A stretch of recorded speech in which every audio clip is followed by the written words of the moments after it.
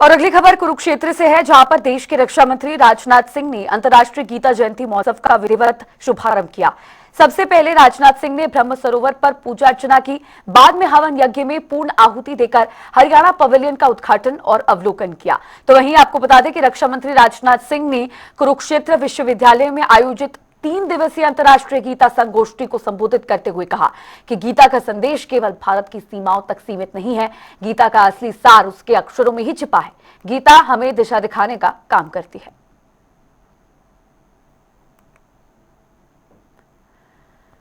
और तस्वीरें आप टेलीविजन स्क्रीन पर देख सकते हैं। हवन में आहुति रक्षा मंत्री राजनाथ सिंह ने दी, ब्रह्म सरोवर पर पूजा अर्चना की और फिर पवेलियन का उद्घाटन और अवलोकन केंद्रीय रक्षा मंत्री राजनाथ सिंह ने आज कुरुक्षेत्र पहुंचकर किया।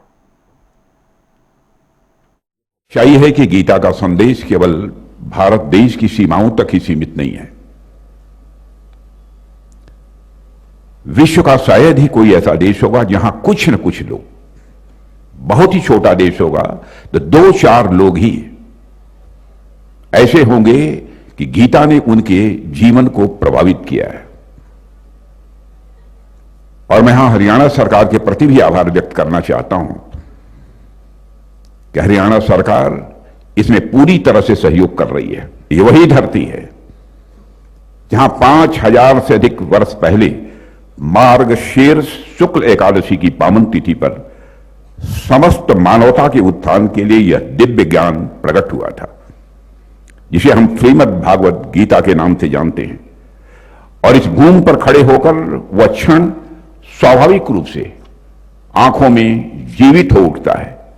और मुझे तो कभी कभी लगता है यदि किसी को भी भारत की आत्मा को समझना है तो उसे कुरुक्षेत्र की धूल में उसका प्रतिबिंब ढूंढना चाहिए। साथियों, जब जब हम जीवन में उलझते हैं, यह गीता हमें दिशा देती है, दिशा दिखाती है।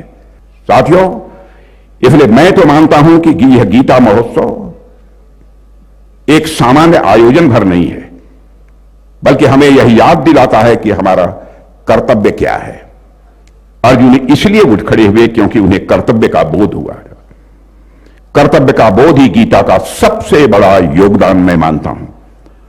और हम सभी को अपने अपने क्षेत्र में अनेक चुनौतियों का सामना करना पड़ता है। आप स्वयं महसूस करते होंगे, कई बार हमको यह लगता है कि रास्ता तो बहुत ही दुर्गम है, रास्ता तो बहुत ही कठिन है, परिस्थितियां बहुत उलझी हुई हैं।